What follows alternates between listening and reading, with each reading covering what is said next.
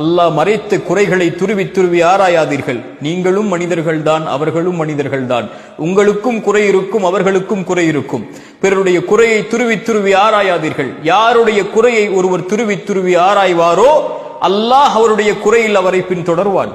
அல்லாஹ் அவருடைய குறையில் அவரை பின்தொடர்ந்தால் அல்லாஹ் அவரை அவருடைய வீட்டின் மத்தியிலேயே அல்லாஹ் இழிவுபடுத்துவான்.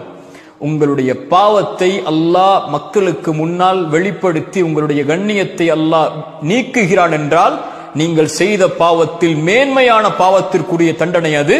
அது என்ன பாவம்? நீங்கள் பிறருடைய குறையில் மூழ்கி இருப்பீர்கள், பிறருடைய குறையை மறைக்காமல் இருப்பீர்கள். இந்த பாவத்தை செய்பவனை அல்லாஹ் அவனுடைய குறையை வெளிப்படுத்துவான்.